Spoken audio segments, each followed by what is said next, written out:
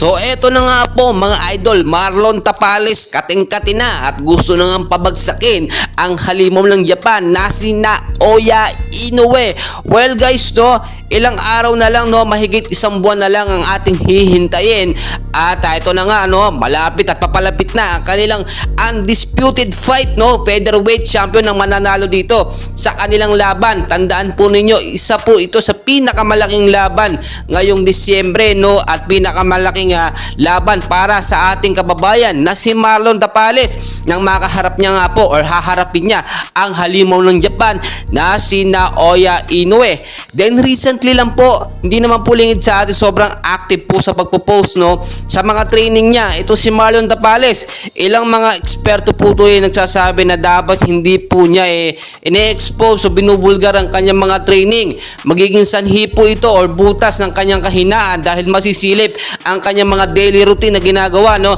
Samantalang dito naman sa side ni Naoya Inoue ay talagang pasikreto po ang kanyang mga training na ginagawa at hindi isinapupubliko. Dahil na rin po sa pangyayaring ito ay tila mahahanapan ng butas or kahinaan itong si Marlon Tapales. Ayon naman sa kampo ni Marlon Tapales, wala silang pakialam kahit mahanapan ng butas dahil pagdating sa loob ng ring ay lakas ng katawan, dedikasyon at disiplina ang mangingibabaw. Doon to talaga malalaman kung sino ang mananalo. Useless din kasi kahit malaman talaga ni Naoya Inoue ang mga training na ginagawa po ni Marlon Tapales ay useless yun, baliwala yun. Dahil sa loob ng ring talaga, hindi natin mapepredict kung sino ang mananalo. Minsan kasi, no, may mga alanganing pwesto kapag ka nagkamali isang boksingero, for sure tatamaan ng solid, no, ay knockout agad yan. Ito pong assurance natin sa ating pambato na si Marlon Tapales. Kayang-kaya niya pong makipagsabayan at hindi po niya paabutin pa ng ilang rounds ay siguro mapapataob niya itong si Naoya Inoue. Ang sabi na rin ng kampo ni Marlon Tapales, no, hindi siya ganoon kadaling mapapatumba or matatalo nitong si Naoya Inoue.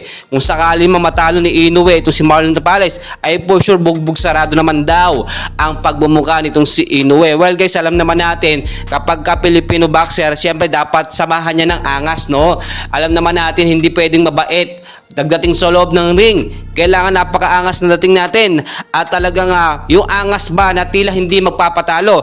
Well guys, alam naman natin isa rin sa gustong humamon dito kay Naoya Inoue ay ang ating angas ng Pinas na si Casimero Cuadro Alas. Pero dahil nga wala po siya sa top list, no, or sa top priority nito si Naoya Inoue ay pinapahiwatig lamang ni Inoue na hindi pa pwede o hindi pa sasapat ang lakas ni Cuadro Alas sa kanya, which is lalo nagpapainis sa dugo nitong si Casimero Cuadro Alas. Well guys, napakaraming pang kaganapan.